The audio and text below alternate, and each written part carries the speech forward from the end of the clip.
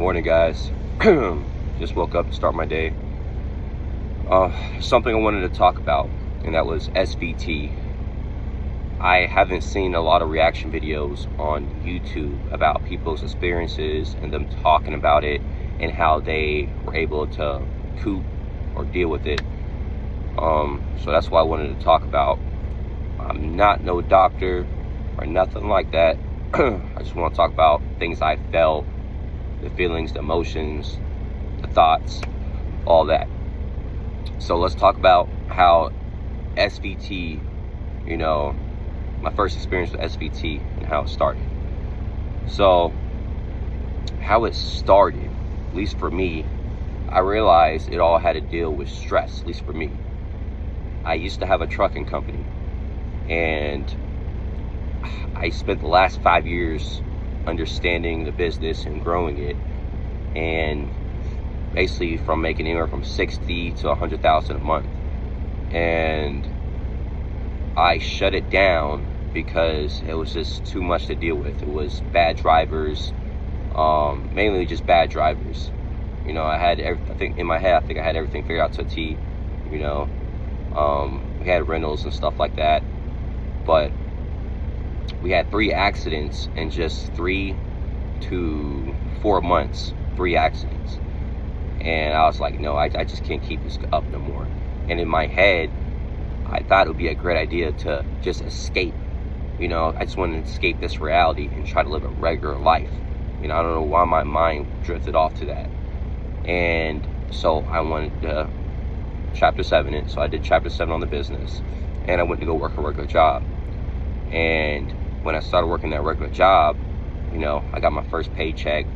It was anywhere from 1,000 to 800, 600. It would all fluctuate. Then the company started taking away overtime. They didn't want people doing overtime, so my checks were like $600, $700 a week.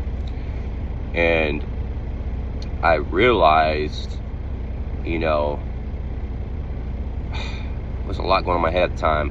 Trading time for money, remembering the person I used to be to now I'm over here making X amount, and now I gotta save this little bit of money. I'm struggling to keep up with bills. I'm digging out and blast a little bit of savings I have, just to live this regular lifestyle. And there's nothing wrong working a job and living a regular lifestyle. But for me, I've always been a fighter. Even as a young kid, I had multiple businesses. As a kid, even at like 15, 16, I was fixing phones. 19, 20, I was flipping cars. 22, I want to say 23, bought my first house. Like, I always been, I haven't been normal. I wasn't really a normal person. But back on track, working the job, stayed there for 6 months, but my 3rd week into the job, I experienced my first SVT attack. And I think it was just constantly replaying my life and realizing what I lost, and I feel like there's nothing I can do.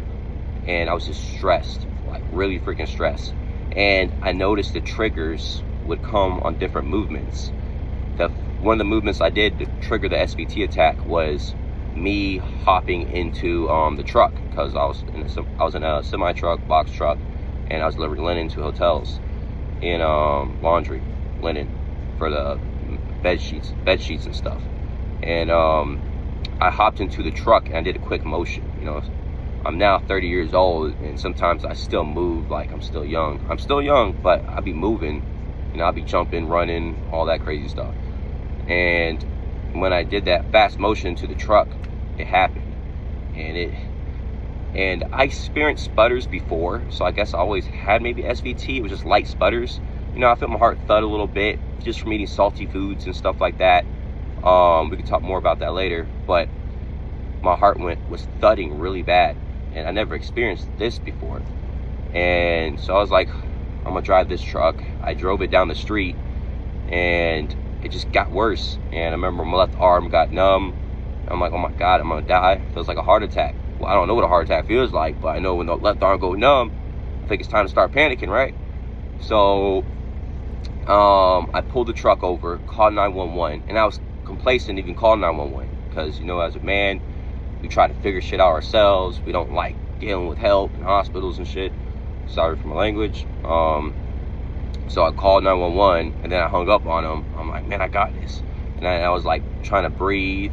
I lifted my feet in the air to try to put whatever, the blood, all that stuff. It just wasn't working. It lasted for like 38 minutes, and I'm like, let me call 911. They came, ambulance came, and I say, as soon as they got there, it's probably about 40 minutes it was going on, it went away. And they put me back in the ambulance to take me in. They tested my blood. They said I didn't damage my heart or nothing like that. And the doctors were saying, like, you know, you're young to be experiencing these kind of things. People don't really experience these things until like their 50s or 60s, stuff like that. And so they put me on the heart monitor, and I wore the heart monitor for a month. And shortly after I left the hospital, went back to work. And the second week after, you know, I went back to work, it happened again. And this one was I was picking something up, like another quick movement. Something dropped, went to go pick it up when I was at work, and it happened again. And this one, I didn't go to the doctor. This one only lasted for like 10 minutes, 20 minutes, but with strong thuds. Like you can see my chest is boom, boom, boom, boom. And I didn't call the doctor or nothing like that. Press the button on the heart monitor and then continue my day. And my doctor said, called me, I want to say a week later. Cody, we found out it wasn't AFib, it was SVT. It's the lower chambers of your heart. And what they were telling me is my body sending false electronic signals or something in the arteries to the heart, causing it to beat quick. And I think it all has to do with like the flight or flee. Since I had all this fear in my head and stress and all this stuff in my head, my body doesn't know what to do except to, oh my gosh, we're about to die. What the heck's going on? You know, because I keep having these bad thoughts in my head of remembering what I used to be to now and doing something I'm not liking. I'm miserable. So after he told me that, 2 weeks later, no, I want to say maybe a month later, you know, and they prescribed me actually heart medicine at the time, diazepam, something like that. Diazepam, it says something similar to it as Taziac. I gotta go get the medicine sometime, but I didn't take it. I wanted to be, you know, I always try to figure stuff out for myself and try to stay away from the medicine. And then when it happened to me the third time, like a month later, 2 months later, it was bad. I did again, my crazy self, hopped into the truck, quick as heck, and then my heart did it again. And this one was worse than all of them. I walked back into the hotel, and they had showers and whatnot, and I took a cold shower because I heard someone say, this could be helpful advice, I heard someone say in a video or something, taking a cold shower can lower the heart rate. It didn't lower no heart rate, guys. My heart rate actually elevated, and then I was shaking really bad. I couldn't even stop shaking. So I dried off and then walked out the locker room, whatever the shower was at, and I remember just falling down on the ground, and they called a nurse, and I guess she was trying to stop me from shaking so bad and stuff like that. And then they were reading my heart rate, and then she was like 170, 180, 190, and I'm like, and then I remember she kept on saying what my name was and all this other stuff, and I was going in and out of consciousness. That never happened to me before, like just going in and out, and I'm freaking out. And freaking out is an understatement. Just didn't even know what was going on. And I remember the fire department came first, and I remember when I woke up and it was still going on. This attack lasted like almost an hour. It was crazy. And I told the firefighters, do they got anything to put me to sleep? Because I just wanted to get out of that whatever I was feeling at the time. And soon as the ambulance come and stuff, my heart rate started going back down, probably like 140-ish. And went to the hospital and asked me, have I been taking my medicine? I told them no. They're like, I think it's a good idea to take it. So I was like, yeah, I think it's a good time to take it too. So I went home and I started taking my medicine. Now, the medicine I can't say I don't really want to talk about it to scare people and stuff like that. I feel like the medicine could affect the people differently. But when I first started taking the medicine, my first week, it could just probably wasn't even the medicine, or maybe the medicine helped amplify my depression after I had that third attack. I was so paranoid of that attack happening again. So when I took the medicine, I want to say the same day, later on, like 5-8 hours in, I just had these thoughts of like, I don't want to live no more. It was bad. You know, I'm freaking out. You know, I don't want to spend the rest of my life having this problem, you know, and always be fear of the next attack. And the next 3 days, I'm just dealing with it. And I was like, let me call the doctor, tell them how I'm feeling. And they said, I can come in and take pills for my mind, you know, to calm me down and stuff like that. And I'm like, no, I don't want to deal with no more pills, I got to figure this out. And I did like a lot of self-meditating and trying to understand, like, why is all this happening to me? Why am I feeling this way? Am I happy? I just started coming with a list, like, it has to be something with me. It got to be, because I was basically normal. And I thought about it, like, Cody, like, you live this extravagant lifestyle, right? So now you feel like you're way down here, and you're struggling, you're trying to keep up with the bills, and you know your self-worth. You know what you're capable of. And I'm like, okay, I got it. So I got to change my mindset. I got to change my life. I got to, you know, basically got to change. And I want to say, you know, third, fourth day when this was happening to me, I called the doctors about the medicine for my mind, all that. I didn't do it. But I noticed I would have dizziness, and that's just because the medicine messes with your blood pressure and stuff like that.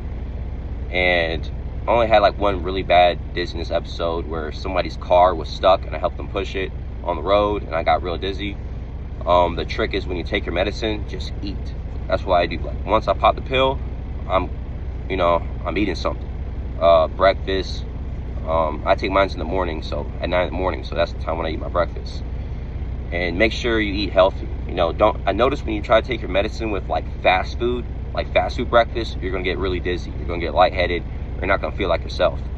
So I always eat clean for breakfast when you're taking your medicine. So if you're getting on your medicine, eat clean. And I'll also recommend changing your diet, because I noticed before I even took the pills, a year later, before, I started already accumulating high blood pressure.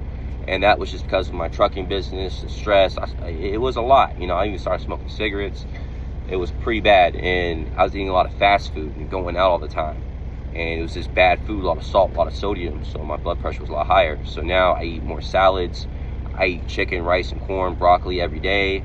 I've been on sometimes a fish diet. Every now and then, throughout the week, I might put a little burger in there. But I'm not eating a burger every day. Like, probably like once a week, maybe twice a week. But I try to eat clean. Also, coconut water, coconut milk, Gatorades, water. I just eat a lot better now. So the pills, started making me feel dizzy and all that crazy stuff. And I just felt like my first month with the medicine, I just didn't feel like I was me no more. I felt like a little bit slower, a little bit calmer. A little bit slower, a little more calmer. And I just felt like I wasn't all there. It was crazy. So I would say after my second, third month, I started adjusting. Things started coming normal. Haven't really had attacks. Now, when I say not really having attacks, I haven't had attack that lasted longer than a minute. So when I'm on my medicine, I noticed my attacks were like a couple seconds. Like this morning, I just felt like light thud, like 1, 2, 3, and it's gone. And that's how it's been since I've been on the medicine. And it happens periodically, but just stay calm, think of positive stuff, what direction you're trying to go. You're all right. So that's another thing when you start taking medicine. You will experience little light thuds here and there, but it's nothing serious. I prefer that than what I used to have. And yeah, it just takes time to adjust to the medicine. And then you're going to get back normal. But when, like I said, this whole 6 months of me working that job, I'm experiencing myself out, figuring out why is all this happening to me. And you know what? I came with the idea it's time to quit my job. And it was weird. Like, we as people, we are weird, I guess. I'm always been this entrepreneur, and now I work this job, and now I'm scared to quit my job. It's like, what the heck, And only been there for 6 months. You think it'd be easy to quit, So I decided to quit my job, and here I go. I'm panicking again, freaking out. So I had to go to school because I'm back into the trucking business again, and I decided if I'm going to go back into the business, I don't want to do drive-in and things I've already done before. I want to try something new, something different. So I hopped into cryogenics, doing tankers, special hazardous material stuff, and I had to go to class up in Texas. And I woke up, only had 5 hours of sleep. Don't know why I did that to myself, and maybe 4. And I woke up, and I'm just stressed, freaking out. Just quit my job. I gotta drive freaking 5 hours to Texas, and boom, I had an attack. But this attack wasn't as bad as it was before. It was just light thuds. It was going boom, boom, boom, felt uncomfortable. But I just went back to bed, calmed down, went back to bed, just tried to sleep it off, woke up and went away. All right, I'm driving to Texas. I wake up at like 8 in the morning. I'm driving to Texas, and 3 hours into the drive, I had a light thud again that only lasted like 5-8 seconds.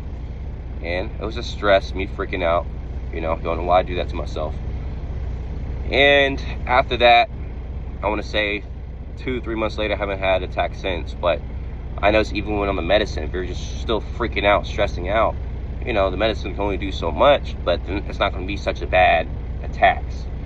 So at least for me, SVT has just been something from not eating right, a lot of high sodium foods, salt, stay away from the ramen noodles. They have I don't even have no ramen noodles with me. They have like 1,200 milligrams of sodium, something crazy like that. Stay away from the McDonald's, horrible for you, it's gonna hurt you. Anything with high salt, try just to start eating cleaner.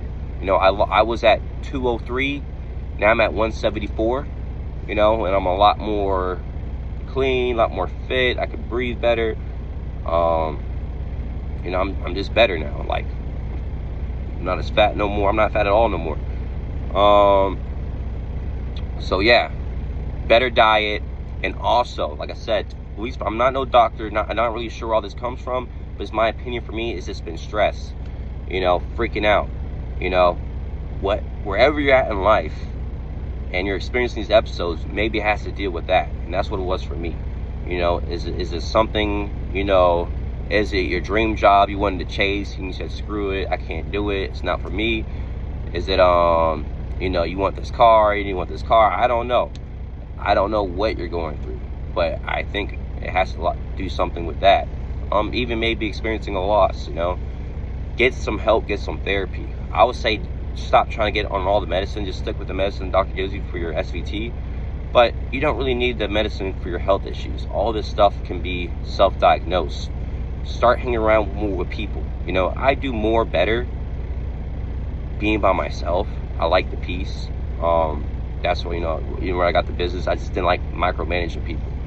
But a lot of people, they love, how to say it, coming together, Maybe the person that needs to have a lot of friends and being around family and friends, So have the close circle with you, go out, make some more friends.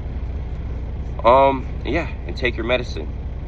And like I said, I don't think you need no medicine for your mind, all that stuff. It's just finding out what you want in life and just pursuing it. But yeah, if you guys want to know more about the SVT and how my experience has been, because there's a lot of stuff I have left out, I can still talk more about it.